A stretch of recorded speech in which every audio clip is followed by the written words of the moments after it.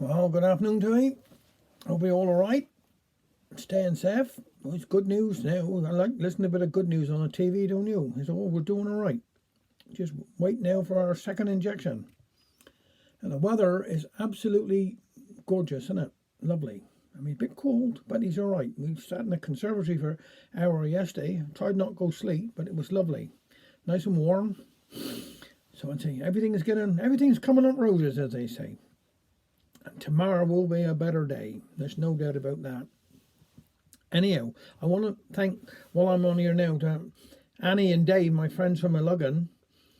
I don't expect they'll mind me calling them my friends. You know, I mean, they might not, but I hope they are. Consider me my friends. But they've sent two lovely poems today, because as I said, next Monday to the Friday, I'm going to do all poems that people send in for different things. I thought I have a bit of brick thing, still do my photos, but do some poems, and at the end of the week and draw out two people that will have one of the, well, I say lovely pens, but the pens that I make. So they'll be the prize. So anyhow, this year one today, stay safe. We'll get in there. This year one today is by Liz Arman, down Newlyn. And I send Liz my best regards and hope she's all right.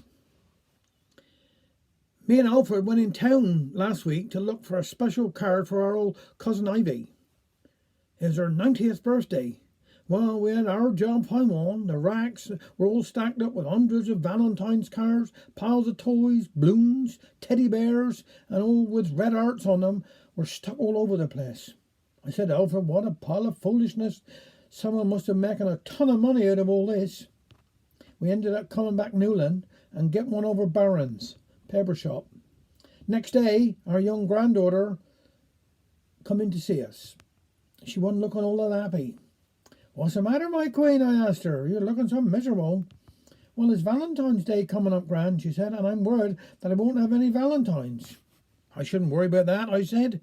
I never had a Valentine in my life. We didn't go in for such things. In any case, it was wartime when we were young and there wasn't no paper for things like Valentine's cards. In any case, I know that your granddad was the one for me, so it would have been a waste of time sending any. But it's different now, she says. How can I face all my friends if I don't have any Valentines? I made her a cup of coffee. Yes, me and Alfred have gone modern now, and we keep a jar in the spence for the children. And after she had eaten 2 pieces of cake, at least she hadn't lost her appetite, she went home. Alfred and me then made a plan. You go in presents to once, I told him, and get us the smartest Valentine's card that you can find. Then we'll send it to her anonymously.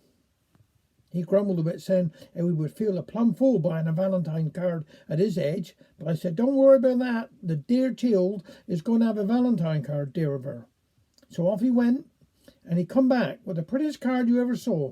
And the verse inside read, if the flowers are hearts entwined, will you be my Valentine? I never thought Alfred would have such good taste.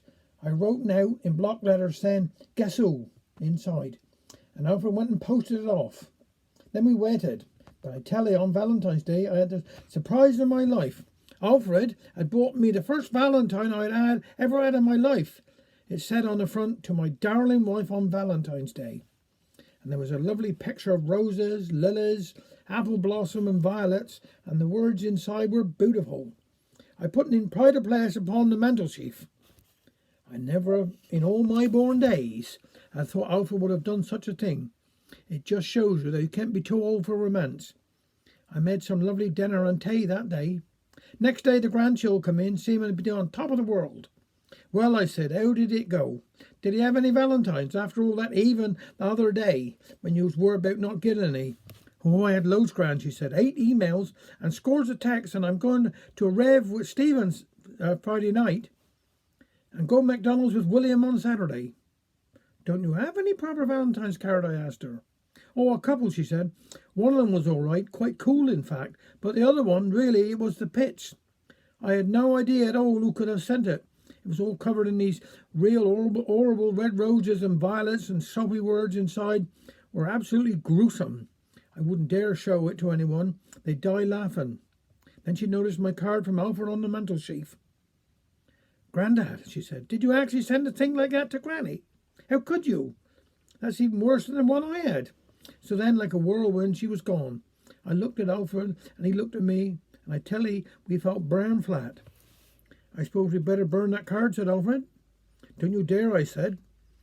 That there card is the handsomest thing I've ever had in my life, and I'm going to stay up there on the mantelshelf till it falls to pieces. I did mean what the card said Sarah Ann, said he. I'd love you when you was a maid, but I love you 100 times more now. And me, you always look at me just the same. Well, for Alfred, that was some speech.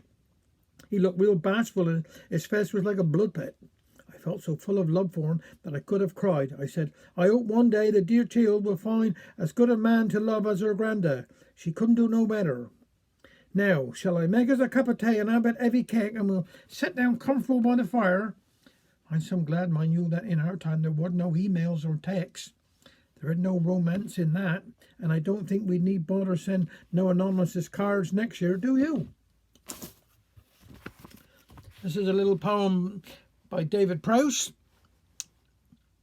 I see you've been on holiday, said Mrs. Davy Bland. That's right, my love, said Molly, quite appropriately tanned. I've never been abroad before, but when you're getting on, you're best to take the chance before the bloomin' chance is gone. And how was Spain? Asked Daisy through her patronising lips, for she always thought it common with its lager and its chips. Oh, bloomin' hot, said Molly, and nice enough, though. It's not a place where decent single woman ought to go. You see, I'm no oil paintin'.